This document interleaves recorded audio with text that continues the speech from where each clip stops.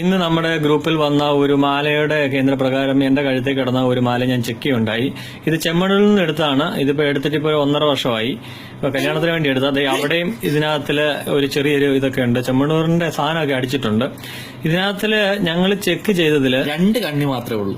2 കണ്ണി കണ്ടോ, 2 കണ്ണിയാണ് ഇതിനകത്തില് ഞങ്ങൾക്ക് സാധനം കിട്ടിയത്. ബാക്കി ഒരു കുഴപ്പമില്ല. മാഗ്നറ്റ് ചെക്ക് ചെയ്തപ്പോൾ പക്ഷെ അടുത്ത വേറൊരു മാല ചെക്ക് ഞങ്ങൾ അതിന്റെ കൂട്ടത്തിൽ തന്നെ ഇപ്പുറത്ത് നമ്മളെ മൂകാംബികയിൽ നിന്നും എടുത്ത വേറൊരു മാലയോടെ ഞങ്ങൾ ചെക്ക് ചെയ്തു. പക്ഷെ ഒരു കുഴപ്പമില്ല, അതിനൊന്നും ഒരു പ്രശ്നവുമില്ല.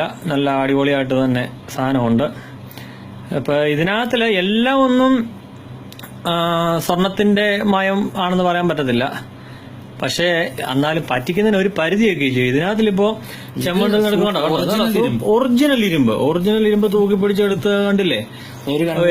ഒരു കണ്ണി മാത്രം ദേ കണ്ടോ, ആ ഒരു കണ്ണി മാത്രമാണ് മാഗ്നറ്റെ പിടിച്ചെടുക്കുന്നത്. ആ കണ്ണി മാത്രം. എന്തായാലും ഈ വീഡിയോ ഇട്ട സുഹൃത്തിന് നന്ദി. ഇപ്പൊ എന്തായാലും ഞങ്ങളിപ്പോ ചെമ്മണ്ണൂരോട്ട് പോവാണ്. ബാക്കി അപ്ഡേഷൻസ് പുറകാലെ അറിയിക്കുന്നതായിരിക്കും. എന്തായാലും ചെമ്മണ്ണൂരിന്റെ അതിന്റെ ഒരു ലേബല് ഇതിലുണ്ട്. ഇതിന്റെ ഒരു ലേബല് ചെമ്മണ്ണൂരിന്റെ ഇതിൽ അടിച്ചിട്ടുണ്ട്.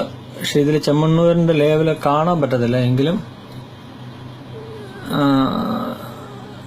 ചെമ്മണ്ണൂരിൽ നിന്നാണ് ഞങ്ങൾ ഇവിടുത്തെ വെച്ച് നോക്കി, ലെൻസ് വെച്ച് നോക്കി, കാണാൻ പറ്റത്തില്ല. എങ്കിലും ഈ വീഡിയോ ഇട്ട സുഹൃത്തിന് വളരെയധികം നന്ദി. Thank you. വീഡിയോ റെക്കോർഡ് ചെയ്യുന്നത് അഫ്സൽ ആൻഡ് ജോമാൻ.